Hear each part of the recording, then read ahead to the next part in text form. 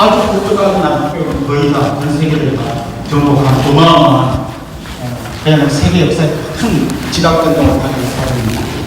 징기스칸의 군대가 굉장히 놀라운 군대예요. 왜냐하면 원래 그 몽골은 통일된 어떤 강력한 나라가 아니었습니다. 그냥 시족 부족이 다 갈라져서 자기들끼리 싸우고 그 양을 키우기 위해서 초지를 서로 차지하려고 막 죽이고 죽고 빼앗고 뭐 그야말로 너무너무 콩가루 지방 같은 그런 나라였죠.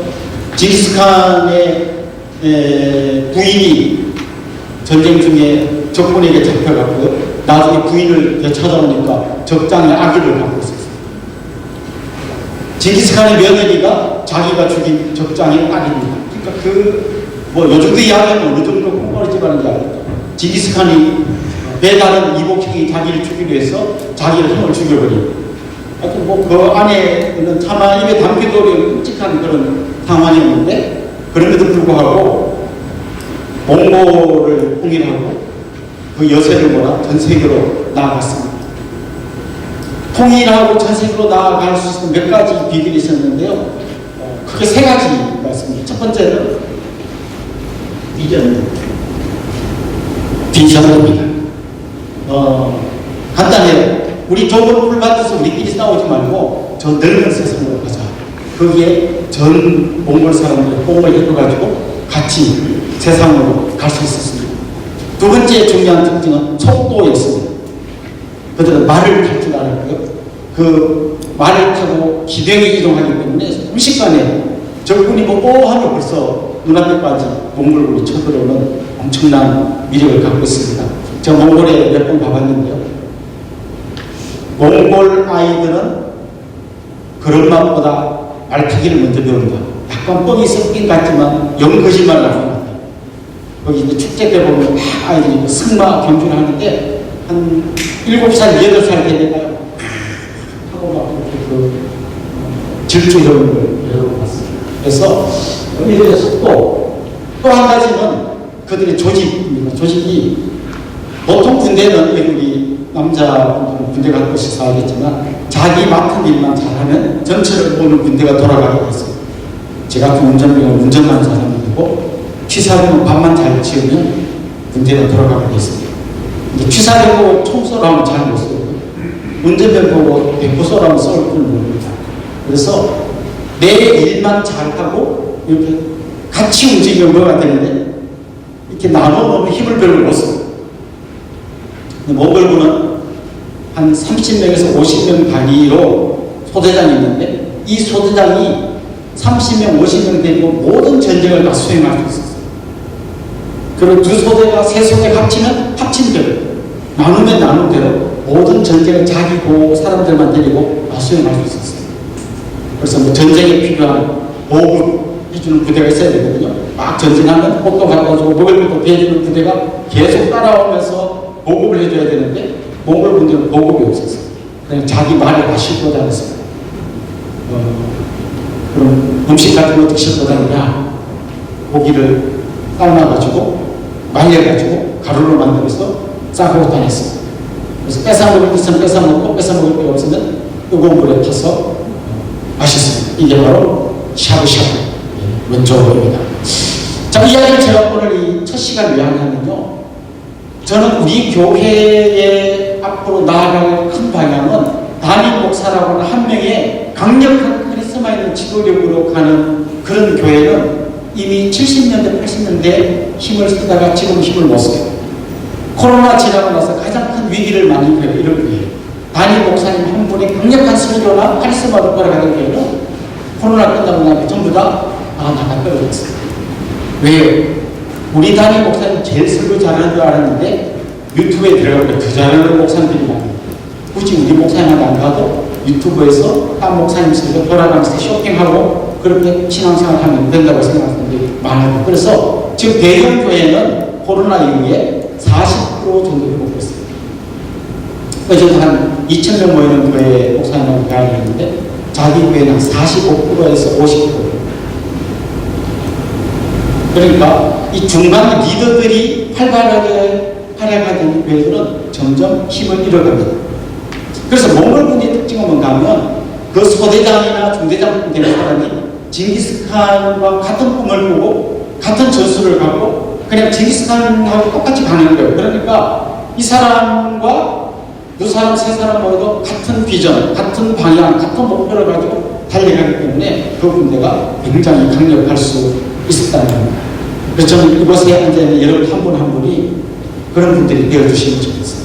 그래서 담임 목사가 뭐라고 하는지 거기 쳐다보고 이야기해줄 걸 기다리는 게 아니라 여러분이 지도자가 되어서 정말 어린 사람들의 손을 잡고 달려갈 수 있는 그런 귀한 사역자들이 되시면 좋겠습니다. 이제 오늘부터 11주의 교육이 있는데 9주간은 거의 비슷한 형태로 교육할 거예요. 강의를 짧게 하고 조별 모임에서 강의 나누고 여러 가지 큐티 이런 걸 점검하고 서로 쉐어링하는 시간을 가질 겁니다. 그리고 마지막 2주는 이미 임직을 받은 분들이 다 오셔서 한 주는 같이 연합 기도해요. 한 주는 이번부터 세족식을 하려고 합니다. 그래서 이 2주는 그렇게 보내고 이제 임직식을 하게 될 겁니다. 임직식은 4월 말에 될 건데요. 우리 그 노회에서 우리 장로님들 이제 피켓하신 분들 시험 봐가지고 합격하고 이런 과정을 거쳐야 임직식을 할 수 있습니다. 기도 많이 해주셔야 돼요. 여기서 한 분야로 떨어지면 임직식을 안 할 수도 없고 미룰 수도 없고 굉장히 곤란해지고 집중적으로 기도를 좀 해주셔야 돼요. 여러분 장로님 그냥 날로 먹는 거 아니에요? 힘든 과정을 거쳐가지고 되시는 거예요. 예. 전체 진행을 이렇게 할 겁니다. 강의가 먼저 제가 할 거고요. 그 다음에 소그룹별 모임을 할 때 강의 듣고 느낀 점, 소감 이런 것들 좀 나누고 지난 한 주 동안 큐티한 거 그리고 공동체 성경 읽기 한 거 이런 것도 같이 나눌 거예요. 그 다음에 이제 우리 임직식 할 때 보면 선서를 합니다. 서약을 하는데 서약 중에 이런 서약이 있어요. 본 장로의 신조와 웨스트민스터 신도 개혁 및 대소연의 문답은 신구약 성경의 교훈한 도리를 총괄하는 것으로 알고 성실한 마음으로 받아 따르겠습니까? 예, 하고 다 이제 장로님 계시고 권사님 계시고 안수인찬 계십니다. 그런데 장로의 신조하고 웨스트민스터 개혁가 뭐죠? 아무도 몰라. 그게 뭔지 몰라. 모르지만 하여튼 그거 따르겠습니다 하고 다 선서를 했어요.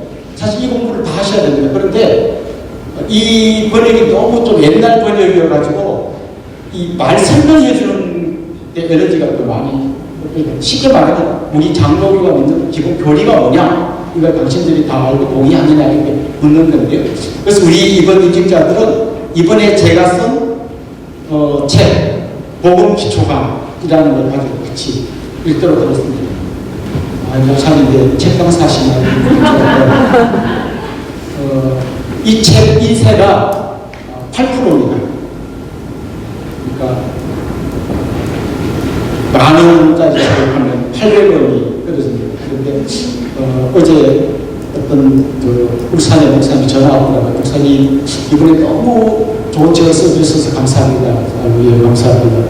근데 이번에 우리가 세미나를 하는데 100번만 기증해 주세요. 저자는 책을 공짜로 얻는 게 아니라 나도 돈 주고 사야 됩니다. 그래서 제가 그러면 100만 원치 사가지고 보내드리겠습니다. 그래서 사실 이거는 뭐 수익을 남길 수 있는 책은 아니에요. 근데 꼭 이 책을 여러분이 좀 다 읽으셔서 복음의 중요한 기초를 여러분이 다지면 좋겠고요. 이걸 다지는 가장 좋은 방법은 뭐냐면 그냥 읽으면 다 아는 내용으로 쑥 넘어가는데요. 제일 중요한 건 가르쳐보는 게 제일 중요해요. 그래서 반드시 이건 이 11주가 지나가기 전에 한 명을 붙들고 가르쳐 주시기 바랍니다. 어떻게 가르치냐? 일단 같이 읽고 1, 2, 3, 4, 5 한 장이 5가로 되어 있습니다. 월, 화, 수, 목, 금 주 5일 동안 읽고 일주일에 한 번 만나가지고 내가 읽은 거를 갖고 서로 토론하고 질문하고 있는데 거기 보면 질문이 또 5개가 나와요. 그리고 그 질문은 그대로 문제풀이하는 건 아니지만 그 질문을 기본으로 해가지고 읽으면서 느꼈던 점, 궁금한 점, 잘 모르겠는 것으로 이야기하면서 한 분 한 분을 양육하시는 거예요. 그럼 얘는 뭘 해야 되는가 하면 누구를 양육할 때 정의해야 돼요. 자기 아들, 딸 해도 돼요. 며느리 해도 되고 자기 아내, 남편 해도 되고 아니면 자기 다락방 식구들. 그래서 처음 할 때는 제가 그렇게 고민해요. 좀 마음이 그래도 많이 열린 사람을 배상하는 처음 할 때 너무 막 빡센 사람하고 해가지고 하다가 시험 들어가고 집어 던지면 안 되니까 처음에는 좀 마음이 많이 열린 사람하고 나도 공부하는 입장에서 같이 이렇게 하는 게 좋습니다. 그렇다고 해서 여러분 피기하면 안 됩니다. 여러분 피기하면 안 되고 좀 더 어린 누군가를 배상을 해가지고 내가 공부도 하고 누군가를 또 양육도 하고 그런 것들을 해주시면 좋겠습니다. 특별히 경건생활 체크를 할 텐데요. 이거는 사실 제가 또 율법을 가지고 막 체크하고 막 벌금 걷고 이게 굉장히 내 성향하고 잘 안 맞지만 훈련할 때는 이렇게 좀 해서 우리 몸에 붙게 할 필요가 있다고 생각해요. 그래서 이번 이 11주 동안 하는 동안은 매주 큐티를 5번 이상 하셔야 됩니다. 그리고 공동체 성경 읽기 우리가 지금 목사님들이 보내주시는 오늘 읽은 우리 공동체가 같이 읽을 성경, 지금 매일 읽고 있는데 그거를 매일 한 15분에서 20분 동안 같이 읽고 여러분 카톡방에다가 공동체 성경 읽기는 오늘 공동체 성경 읽기를 들으면서 읽었는데 그때 느낀 점 한 줄, 10줄, 20줄 막 이렇게 설교만 길게 쓰면 안 됩니다. 한 줄, 아니면 2줄 짧게 오늘 여기 와닿았고 말씀 은혜 받은 거 이렇게 잠깐 카톡방에 올려주시면 됩니다. 그리고 정말 어디 가서 말하기는 부끄러운 건데 우리 교회 중직자처럼 수요 기도에 안 나오는 교회가 없어요. 이건 정말 어디 가서 제가 누가 물어볼까봐 조마조마한 내용이에요. 그래서 뭐 나오던 사람도 다 안 나오는 분위기 내려고 하는데 제가 말 안 하는 이유가 있습니다. 이렇게 중직자적인 수요 기도에 나오는 이거는 사실은 저는 아니라고 봐요. 여러분 안에 기도의 사모함을 가지고 나오시면 좋겠고 그래서 이번 훈련 기간 동안은 우리 중직자들이 수요 기도에 반드시 다 오셔야 합니다. 새벽 기도에도 주 5회 이상 오셔야 합니다. 못 오시는 분은 못 오시는 횟수만큼 벌금을 내도록 하겠습니다. 훈련이니까 그냥 해봅시다. 그리고 한 2주간 정도 하다가 그때부터는 7시 반에 나와서 우리가 수요 기도회 전에 20분 정도 중직자 제일 한가운데 로얄 박스에 들어가셔서 같이 좀 기도하면서 우리 교회 기도의 불을 붙여가면 좋겠습니다. 이렇게 기여를 해주시면 좋겠습니다. 부득이한 경우 있잖아요. 우리 집이 너무 버려갖고 새벽 기도를 하려면 1시간 걸리는데 이런 분은 우리가 인터넷에 올려놓은 새벽 기도를 보시고 반드시 A4 용지 절반 정도로 소감 같은 거를 제출하면 그거를 새벽 기도 오신 걸로 해주시겠습니다. 출장 갈 때 수요 기도에 못 오면 그런 방식으로 내시면 됩니다. 근데 그거 좋은 방법이 있고 나서 오실 수 있는데 이런 방법을 하시면 양심에 맡기겠습니다. 그럼 돈 거둔 걸 누구 주냐? 이제 지금 여러분 4번에 나옵니다. 이번 11주 교육하는 동안 우리 교회에서 봉사하는 이 앞에 못 받으신 분 있습니다. 강의한 좀 전달해 주세요. 11주 여러분 훈련 받으시는 동안 우리 교회에 봉사하는 부서를 여러분 그 조별로 방문하실 거예요. 예를 들면 식당봉사팀에 이번 주에 가서 방문, 교통봉사대에 가서 방문하고 방문하면 만약 몇 가지 해야 되는데 가서 그 공동체를 위해서 기도해 주세요. 기도해 주시고 예를 들면 주일학교를 갔다 앞에서 막 진행하고 있지만 뒤에서 조용히 기도해 주세요. 그리고 방문할 때는 빈손으로 가면 안 되고 그분들 응원하는 간식 이런 걸 좀 준비해 가셔야 되는데요. 그때 여러분 그 돈을 쓰시면 됩니다.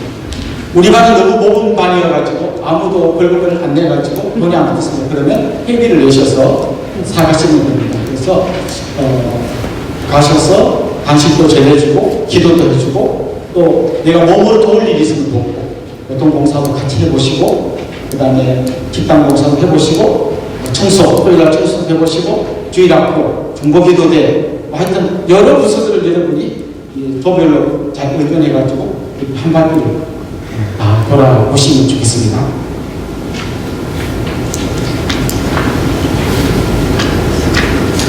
그리고 방문한 봉사 그 팀에서 느낀 점을 그냥 1인당 한 페이지가 아니라 한 조당 한 페이지에 뭐 한 줄씩 두 줄씩 이렇게 남겨가지고 이걸 우리 조장님들이 저한테 이렇게 토스해 주시면 좋겠습니다. 10주차 때는 기존 임직자와 함께 연합 기도회를 가집니다. 11주차에는 기존 임직자들과 함께 최종식을 가집니다. 이제 각 조가 편성이 되어 있는데요. 장로님들은 제가 조장입니다. 끝나고 목양실로 가셔서 속으로 모임을 하겠습니다. 안수 집사님 임직자들은 신영태 목사님이 조장님이시고요. 모임 장소는 세가족 교육실입니다. 저기 비전홀 4층 세가족 교육실입니다. 권사님들은 숫자가 많아서 두 팀으로 나눠지는데요. 1조는 윤시용 목사님과 함께 국카페 앞에 있는 모임방으로 가시면 됩니다. 2조는 이성은 목사님과 함께 무수관으로 가시면 됩니다. 명예권사님 임직자의 조장님은 이혁재 목사님이십니다. 초등 3부실 여기 한층 내려가시면 우리 옛날에 순장 모임하던 그쪽 넓은 방 말고 옆방에 엘리베이터 바로 앞방에 그리고 가시면 되겠습니다. 오늘은 특별히 일과 비전이 이끌어가는 교회 이 부분을 계속해서 제가 강의를 하도록 하겠습니다. 우리 교회에서 기독교 대안학교를 하다 보니까 목사님들 중에 기독교 대안학교를 하고 싶어하는 분들이 많이 계십니다. 그래서 저를 만나 오시고 또 저를 초청하신 것을 가기도 하는데 뭐부터 해야 됩니까? 어디서부터 시작해야 됩니까? 물어볼 때 제가 항상 말하는 것은 먼저 기독교 교육 철학을 세우십시오. 이게 무슨 얘기인가 하면 기독교 대안학교라고 말하는 거기에 세 단어가 합쳐져 있습니다. 기독교 대안학교라는 말 합쳐져 있습니다. 그러면 기독교 대안학교가 뭔지 생각하는 사람들이요. 기독교에 초점을 두고 생각하는 분들이 있어요. 기독교 대안학교는 기독교 그냥 여기 와서 교리 공부하고 말씀 읽고 암송하고 이걸 주로 하는 학교라고 생각하는 분이 있어요. 어떤 분은 대안이라는 데 초점을 두고 생각하는 분이 있어요. 그래서 공부만 하는 게 아니라 산에도 올라가고 나무도 심고 꽃도 심고 배추도 심고 이런 거 하는 거라고 생각하는 분들이 있어요. 그 다음에 기독교 대안학교라는 말입니다. 어떤 분들은 여기는 일반 학교에서 안 하는 영어 같은 거 직분국어로 가르쳐주는 이런 학교로 생각하는 분이 있어요. 근데 다 똑같이 이게 기독교 대안학교라고 했어요. 근데 지향하는 바가 다 달라요. 이분들을 같이 모으면 일단 제일 먼저 교사들이 떨어져 나갑니다. 내가 이런 거 하러 온 게 아니고 왜 이걸 하냐. 다 떨어져 나가요. 두 번째, 학부모들이 엄청 낙심합니다. 내가 엄청난 대가를 지불하고 기독교 대안학교 예를 보냈는데 이럴 줄은 몰라고 하고 다 떠나요. 그래서 애들이 떠나요. 중요한 건 우리 학교는 이렇게 할 거라는 걸 정확하게 알려줘요. 그래서 저는 우리 대안학교 우리 운동교 오래 계시는 때 스카이 보낼 사람 우리 학교 오지 마세요 라고 이야기해요. 그래서 선생님들이 목사님 많이 오세요라고 해도 시원 차는데 오지 말라고 하면 어떻게 됩니까? 오면요 갈등이 일어납니다. 딴 학교는 막 세상 가르치고 막 학원 뺑뺑이 돌리는 우리 학교는 그것밖에 안 가르치냐 이러면 서로 안 맞아요. 깨집니다. 교회도 마찬가지거든요. 교회도 같은 비전을 갖고 있으면 혼란이 없어요. 그런데 서로가 다른 비전을 갖고 있으면 이 사람과 말이 틀린 말은 아닌데 우리가 추구하는 방향과 안 맞으면 굉장히 혼란이 일어나요. 그래서 특별히 임직자들이 같은 비전을 갖고 가는 게 매우 중요합니다. 그럼 이 비전이라는 걸 어떻게 세우는 거냐? 목사님이 알아서 이렇게 만드는 게 아니고요. 성경이 무엇을 말하는가 하면 원이 하나 있습니다. 또 다른 원은 우리 동네가 뭘 필요로 하는가라는 원이 있습니다. 그러면 어떻게 되나? 이 두 원을 합치면 교집합이 나오잖아요. 이게 우리의 비전. 왜 우리는 한글 학교를 하죠? 우리 동네에 외국인 노동자가 많이 있고 그게 외국인 노동자를 잘 섬기라는 하나님의 말씀과 교집합이기 때문에 우리는 한글 학교를 하는 거예요. 왜 어떤 교회는 군성교를 하는데 우리는 안 하죠? 그 교회는 또 그런 어떤 뭔가가 교집합이 나기 때문에 하는 거예요. 그래서 같은 비전을 갖는다는 것은 모두가 같은 방향을 보는 것을 말하는 거고, 그래서 왜 우리가 이걸 하는지를 알고 왜 우리가 이걸 안 하는지를 알려주는 거예요. 이게 간단한 말 같지만 굉장히 중요합니다. 월남전에서 미군이 패배했어요. 압도적인 군사력을 갖고 있는데 왜 미국이 저 월남을 졌을까? 그래서 어떤 그 전문가가 분석하기 위해서 월남전에 참전했던 많은 사람들을 찾아다니면서 인터뷰를 했습니다. 당신은 왜 졌다고 생각합니까? 근데 그분이 찾아낸 놀라운 답이 있어요. 참전했던 분이 이런 말을 합니다. 장군님, 우리는 왜 우리가 거기 가야 되는지 이유를 몰랐어요. 왜 내가 월남에 남의 나라가 싸워야 되는지 이유를 모르고 위에서 가라니까 갔지만 그들이 거기서 목숨을 걸고 싸울 이유를 찾지 못하는 거예요. 그러니까 그 군대가 힘이 없는 거예요.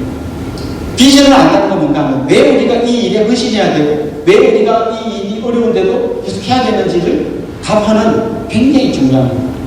그래서 우리 교회는 여러분 잘 아시는 대로 4대 비전이 있고 그 비전에 따라 움직입니다. 근데 모든 교회가 비전에 따라 움직이는 건 아니에요. 그 위에 한 5가지를 써놨는데 전통에 따라 움직이는 교회가 있습니다. 이런 교회에서 제일 많이 듣는 말이 이런 겁니다. 우리 교회 역사 120년 동안 이런 거 한 적 없습니다. 끝입니다. 이런 교회는 뭐가 문제일까요? 새로운 것을 도전할 수 없습니다.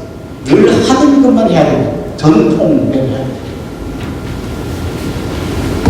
그래서 그런 교회는 이렇게 부활절 때는 다 여자분들은 까만 치마, 흰 저고리 입고 옛날에는 이런 거 다 통일하고 이거 엄청 중요하게 생각하는데 의자를 개인 의자로 바꾸고 난리 납니다.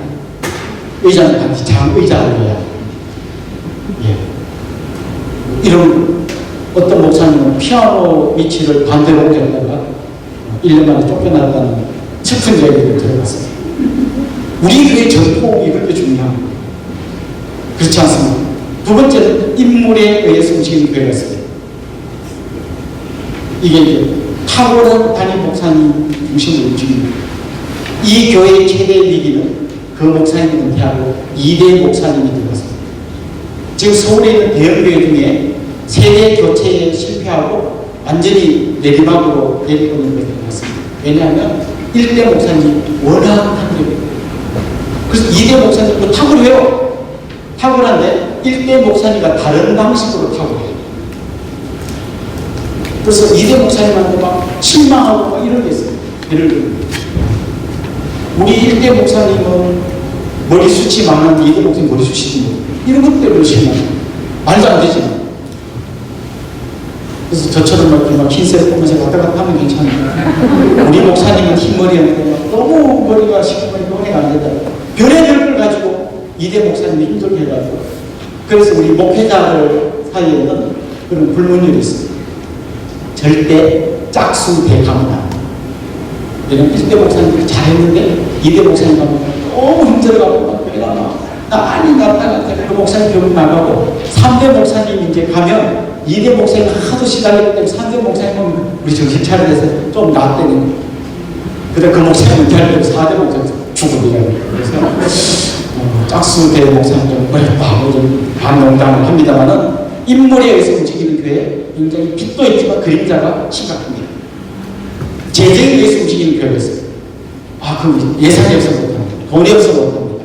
이건 재정을 무시할 수는 없지만 이 재정이 우리 교회를 움직이기 위해서는 안 됩니다. 프로그램에 의해서 움직이는 교회. 또 제일 위험한 게 5번째 각자의 경험에 의해서 움직이는 교회.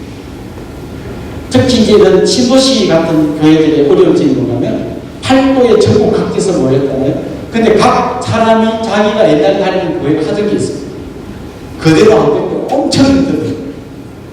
왜 이 교회는 이렇게 하고 저렇게 우리가 하던 대로 안 하냐 굉장히 많이 힘들어하고 그걸 계속 문제제기하는 분들이 있습니다. 자, 그렇다면 우리는 이런 것들을 움직이는 교회가 아니라 비전이 이끌어가는 교회가 되어야 됩니다. 특별히 우리 교회 4대 비전 여러분이 너무나 잘 아실 텐데요. 하나님을 경험하는 교회. 보통 이제 우리 기독교 역사를 살펴보면 지성에 호소하는 때가 있었고요. 영성에 호소하는 때가 있었어요. 그래서 지성에 호소할 때 언젠가 하면 종교개혁이 일어난 다음에 카톨릭의 잘못된 교리를 바로잡기 위해서 이 종교개혁자들이 정말 이 교리교육 같은 거 열심히 시켰습니다. 근데 교리교육을 열심히 하고 정말 하다 보면 어떤 부작용이 생기냐면 너무 건조해요. 메말라요. 물으면 모르는 건 없어. 다 알아. 하나님 보면서 전지전을 마시고 무소부지 하시고 뭐 두두두두 하는데 진짜 전능하신 하나님을 경험하지 못해요. 진짜 하나님의 그 무소부지하심을 체험하지 못했어요. 그래서 사람들이 여기에 교리교육을 하는 분들은요, 막 갈급함이 있으면 어디로 이 기독교의 추가 옮겨지냐면 이 은혜 받고 영성 이런 데로 가요. 그럼 영성적으로 막 교육지면 어떤 일이 생길까요? 사람들이 막 기도하고 그러면 막 만나고 이런 얘기 어제 기도하는 거 하나님이 제게 말씀해 주셨어요. 아멘 할렐루야 이런 거 막 합니다. 그럼 어느 순간 문제가 생겨요. 어떤 분이 찾아가고 목사님 회개해야 된다고 어제 하나님께 저한테 말씀해 주셨어요. 목사님 하나님이 나한테 집사님이 회개해야 된다 하는데요. 그럼 이때부터 이제 그걸 누구한테 가서 물어봐야 됩니까? 물어볼 게 없어요. 왜냐하면 그들이 가장 중요한 기독교 교리 위에서 한 게 아니라 각자의 체험 위에 올려놨기 때문에 이 체험이 맞는지 틀렸는지 마귀의 장단이 그런 걸 밝힐 방법이 없어요. 그래서 막 진리를 못 찾고 막 사용하다가 이래서는 안 되겠다. 우리 교리 위에 튼튼히 세워서 다시 추가 어디 옮기려면 이쪽으로 말씀 중심, 교리 중심. 그럼 또 어떤 일이 일어납니까? 또 너무 건조하고 메말라서 어디로 갈까요? 또 요리 가고. 그래서 기독교 역사를 보면요, 요리 갔다, 요리 갔다, 요리 갔다 계속 그러고 있어요. 1980년대에는요 대학생 그 선교단체 중에 IVF라고 하는 제가 훈련받았던 그 단체가 굉장히 인기가 있었어요. 이 단체의 표가 뭔가 지성사회에 보고하는 이게 어떤 것도 딱 가면 지성사회. 그러니까 그때는요 CCC나 뭐 다른 단체들도 다 IVF가 하는 성경 공부를 많이 따라했어요. 그러다 90년대 중반쯤으로 가니까 이런 기조가 서서히 물러나고 예수 전도단 기도하고 하나님이 말씀하신 이쪽 청교단체가 뜨기 시작했어요. 어느 날 IVF 후배들을 만났더니 IVF인데 예수 전도단처럼 하고 있어요. 그러니까 우리 안에 자꾸 이게 진자운동처럼 왔다 갔다 한다는 거죠. 자꾸 우리 교회 어떤 교회가 돼야 돼요? 어느 쪽일 같습니다. 사실은 이 두 개가 균형을 잃어버리면 어느 쪽으로 가도 비어요. 말씀의 반석에 굳게 서야 하는데 그렇다고 해서 이론으로만 있으면 안 되고 그게 내 삶 속에서 정말 그런 하나님이 경험돼야 되는 거예요. 하나님을 경험하는 교회는 말씀을 무시하고 체험 위주로 가자는 게 아니라 말씀과 체험이 균형을 이루는 그런 의미에서 경험이에요. 저는 우리 교회가 그런 교회가 되기 원해요. 그래서 여러분 열심히 양육 1단, 2단계, 3단계에서 받은 뭐 성경 읽어주니 뭐 수요 말씀하면 열심히 말씀을 배우셔야 돼요. 그러니까 그거를 이론으로만 배우고 거기에 박식한 사람이 되는 게 목표가 아니라 정말 그런 마음으로 우리가 하나님을 경험하고 체험해야 돼요. 그게 우리 교회의 첫 번째 비전입니다. 그런 예배가 정말 하나님 임재를 경험하는 예배가 되어야 됩니다. 여러분이 소속된 다락방이나 공동체에 갔을 때 그곳에 임재하신 하나님을 경험해야 합니다. 그게 하나님을 경험하는 교회의 특징입니다. 두 번째 특징, 우리의 비전, 가정을 세우는 교회. 가정과 교회는 종종 적대 관계로 이해될 때가 많습니다. 지금도 우리 어른들 중에 교회 안 다니는 중요한 이유, 우리 엄마가 교회에 미쳐가지고 우리 밥도 안 주고 그 꼴 보기 싫어서 못 해요. 그럼 우리 집에 가서 애들 밥 주고 교회 오라는 어떻게 해야 되죠? 더 열심히 살아야 돼요. 더 집안 청소도 더 빤질빤질하게 하고 교회 오셔야 돼요. 그리고 진짜 우리 남편과 아내와 자녀들을 믿음으로 세우게 거기에 정말 우리가 집중해야 돼요. 그래서 가정과 교회가 서로 적대 관계가 아니라 공생할 수 있도록 그렇게 여러분이 가정생활을 잘 하셔야 돼요. 혹시 임직 훈련 받으시는 분 중에 부부 관계가 안 좋은 분 맞아요. 여러분 다시 한번 여러분 배우자 계신 거 저는 아는데 아까 설명했다시피 그분이 99 잘못이고 내가 1 잘못이어도 내 잘못한 일을 회복함으로써 여러분의 가정을 회복시키려고 해야 됩니다. 그래서 가정이 든든히 서야 교회가 든든히 있습니다. 원래 교회는 가정에서부터 출발하는 거예요. 믿음의 가정은 한 가정, 두 가정, 세 가정이 모여서 교회가 되는 거예요. 그러니까 가정과 교회가 같이 든든히 서 가야 합니다. 그래서 왜 우리 교회는 아버지 학교, 어머니 학교 막 맨날 이런 시장학교, 청소년 뭐 학교 이런 맨날 하냐? 왜 유아학교를 하고 마도아지를 하고 이런 걸 하냐? 가정을 세우고 있습니다. 왜요? 이게 우리의 비전이기 때문입니다. 세 번째는 세상을 새롭게 하는 교회. 세상을 새롭게 하는 가장 중요한 비결은 복음을 전하는. 우리가 뭐 착한 일하고 두 번째고요. 1번은 복음을 전함으로써 우리는 세상을 새롭게 할 수 있습니다. 여러분의 가정이 복음 때문에 바뀐 것처럼 여러분이 전담 누군가의 가정이 복음 때문에 바뀌게 되고 또 그 가정이 바뀌고 그 사람을 통해서 세상이 바뀌는 걸 우리가 꿈꾸어야 합니다. 그래서 전도하고 선교합니다. 원래 우리 교회는 선교도 우리가 처음에 개척할 때 이 지역 리서치를 하다 보니까 우리 동네랑 중국이랑 너무 밀집한 관계에 있다는 걸 알게 됐어요. 지금 우리 중국 가려면 인천에서 배 타고 가는데 옛날에 신라 시대 때 이럴 때는 중국 가려면 우리 동네를 지나가지고 마산도에서 배를 타고 갔어요. 우리 행복한 동산교회 가서 홍문주 장로님들 너머에 지금 시화고 안에 들어왔습니다만 그때 호수가 없을 때 안 막혔을 때 그때는 요 마산도에서 배를 타고 중국으로. 그래서 원효 대사가 중국 가려고 하다가 해골 바가지 물 마시고 다시 돌아왔다가 마산도 가다 중간에 당성이라고 하는 사강 지나자마자 오른편에 거기가 원효 대사가 해골 바가지 물 마신 곳입니다. 우리나라와 중국이 굉장히 가까워요. 중국 사신이 오면 우리 동네 남양을 거쳐가지고 물론 우리 교회 앞이 아니고 남양 시장에 있는 무기를 따라서 가겠죠. 그쪽으로 해가지고 수원으로 과천으로 서울로 갔습니다. 우리 동네 남양 홍씨가 나오는데요. 남양 홍씨의 기원이 뭔가 하면 중국에 있는 남양이라는 곳에 있는 사람들이 대거 우리 동네로 이사 와가지고 집성촌을 이루어서 거기서 남양 홍씨가 출발했어요. 중국하고 굉장히 가까워요. 여러 역사적으로 엮인 게 많아요. 대원군이 있잖아요. 이렇게 막 거동을 대신해서 막 올라가다가 결국 나중에 붙들려서요. 중국으로 압송되고 하는데 붙들리게 어디 서신이에요. 여기서 붙들려가지고 중국으로. 그러니까 여기 이 동네하고 중국은 떼야 될 수 없는 아주 중요한 관계를 유지하고 있어요. 그래서 우리는 선교하는 교회가 되어야 되고 세상을 새롭게 하기 위해서 선교하는 교회가 되어야 되는데 특별히 우리는 전 세계로 다 가야 되지만 중국에 우선순위를 두자. 그래서 우리는 부분에서 의사님을 중국으로 파송했던 거예요. 물론 지금은 다 추방되거나 나오셔서 대만, 거기도 중국입니다. 대만으로 지금 두 분이 가 계십니다. 그래서 그때 우리 개척 초기에 많은 성도님들이 중국어를 같이 배웠어요. 세계교도 마치고 같이 만나가지고 중국어를 배웠어요. 저도 한 2년 정도 열심히 했는데 어느 날 한족인 분이 오셔가지고 제가 그동안 연마한 중국어로 유창하게 말했더니 그분이 못 알아들으시고 성조가 너무 안 맞아요. 아버지 가방에 들어가신다고 이런 의미를 못 알아들어요. 지금 많이 낙심한 상태인데 그래도 네이버에서 오늘의 중국어를 매일 보고 있습니다.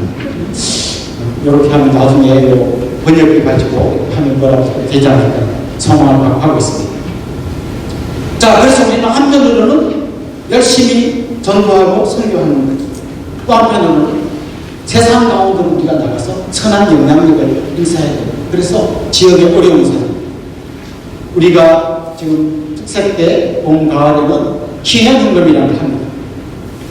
구약시대 때 50년에 한 번씩 희년이 들어오면 그때는 정말 그 집에 데리고 있는 종들을 다 해방시켜주고 모든 빚을 탕감해주고 그야말로 그 동네에 축제가 일어나는 그런 텐데 우리가 모은 그 헌금으로 어려운 사람, 가난한 사람, 힘든 사람, 가난한 교회들 우리가 돕고 섬기는 일을 지금 몇 년째 계속하고 있습니다. 그리고 우리가 하고 있는 단결학교라든지 또 토요일 날 우즈베키스탄 아이들을 위한 이런 학교라든지 이런 것들은 한편으로는 전도이기도 하고 또 한편으로는 이 지역사회에 봉사하는 것이기도 합니다. 특별히 우리가 그레이스 가든을 설립한 이유가 그겁니다. 그레이스 가든을 통해서 운동비가 머리 깎아주고 또 우리 병로당 같은 데 찾아가서 우선 치료도 해주고 운동비를 통해서 많은 우리 지역사회에 봉사활동을 하는데요. 우리 이 남양 지역에 이런 봉사활동을 하는 단체들이 많이 있습니다. 그리고 그 단체들의 연합체가 있습니다. 거기에 그래도 뭔가 한 가지씩 봉사하는 단체들이 다 모여있는데요. 1년 결산해보면요. 가장 많은 예산을 써서 봉사하는 단체가 그레이스 가든입니다.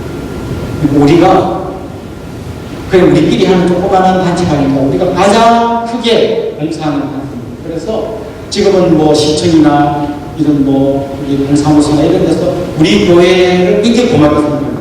굉장히 많은 지역사회에서 봉사하기 때문에 마지막 우리 교회의 비전은 미래를 열어가는 교회입니다. 지금 우리 눈앞에 있는 것만 하다 보면 미래에 대한 계획이 없고 그러다 보면 앞으로 10년, 20년 거기에 소망이 없습니다. 저도 가끔씩 다른 교회 가서 설교하는데요. 가슴 아프게 돼요. 평균 한 60세 되는 교회가 너무 많아요. 그래서 50대 이런 뭐 안수 집사님 있죠. 저는 우리 교회에서 귀염둥이입니다. 이런 얘기를 많이. 50대가 귀염둥이에요. 60대, 70대 막 이러니까 교회는 엄청 크게 지어놨는데 젊은이들은 없고 어르신들은 있어요. 특별히 서울과 하대문 안에 있는 교회들 가보면요. 교회가 거기 있다가 어느 순간 신도시가 생기면서 이제 다 이사를 가잖아요. 1, 3으로 분당하고 이사를 가잖아요. 근데 어른들은 이게 또 전통 있는 교회들은 아무리 멀리 가도 자기 배가 온단 말이에요. 근데 애들은 시간이 다르니까 같이 올 수도 없고 그냥 가까운 교회를 해요. 그런 교회 가보면 진짜 어른들이 어른이 막 2,000명이 됐죠. 주일학교가 뭐 50년, 40년 그렇게 가고 있어요. 이런 교회의 20년 뒤는 지금 기원받고 50대가 70대가 될 거고요. 지금 60대가 80대가 될 거고 그대로 늙어가는 거예요. 그럼 자동으로 교회가 비어요. 미래를 대비하지 않으면 소망이 없습니다. 그래서 우리는 지금 기독교 대안학교를 하는데요. 이번 코로나 동안에 가장 크게 타격을 입은 부서들이 주일학교들이에요. 그래서 지금도 우리 주위의 목사님들 얘기를 들으면 어른들은 회복되는데 애들이 안 온다. 부모님하고 같이 오던 애들은 오는데 부모님하고 안 오던 아예 안 오고 주일학교가 지금 위기를 맞았다는 얘기 많이 해요. 그런데 우리는 운동교회에 지금 190명의 학생들이 거의 뭐 코로나가 말고 주일만 하는데 매일 오다 보니까 우리는 지금 주일학교가 상대적으로 큰 타격을 입지 않을 것 같아요. 그리고 우리가 다 은퇴한다는 애들이 언젠가는 우리 뒤를 이어서 우리 교회 한국교회를 책임지고 갈 거다. 그런 믿음이 있기 때문에 이 운동회 때문에 공간이 부족하고 애들 때문에 시끄럽고 어질러기도 하고 그러지만 소가 없으면 구유는 깨끗하잖아요. 우리가 구유 더러워지는 걸 걱정하지 말고 다음 세대를 키워가는 겁니다. 특별히 다음 세대의 주역 중에 또 다른 한 주역이 있는데요. 바로 실버 어르신들입니다. 이제 제가 이제 63년생인데요. 우리 또래가 은퇴하기 시작하면 우리나라가 초고령 사회로 접어듭니다. 그러면 아직 건강하고 얼마든지 일할 수 있는 분들 중에 직장 안 다니고 그런 분들이 막 그냥 쏟아져 나오고 이분들에게 우리가 앞으로 일자리를 교회에서 승리 일자리 또 더 큰 어떤 봉사할 자리를 제공해야 되고 그분들을 훈련시켜서 이분들이 또 열심히 해갈 수 있는 터전을 마련해 드려야 합니다. 이런 것들을 우리가 같이 꿈꾸면서 달려가면 좋겠습니다. 여러분 한 분 한 분 이 비전이 저의 비전이 아니라 우리의 비전이 되고 한 마음으로 노를 지어갈 때 천장 대신 주님께서 기뻐하시고 영광을 받으실 줄로 믿습니다. 우리는 한 배를 탔습니다. 같은 방향을 향하여 노져가 봅시다. 예, 제 강의는 마치겠고요. 이제 아까 말씀드렸던 자기 조 모임 장소로 가시면 되는데요. 자기 조가 어딘지 모르는 이런 분들은 우리 뒤에 교육자들에게 물어보시면 좋겠습니다. 장로님들은 목양실, 안수 집사님들은 새가족 교육실, 권사님들 1조는 모임방, 2조는 도서관, 명예 권사님들은 초등 사무실로 가시면 되겠습니다. 박수 한번 맞춥시다.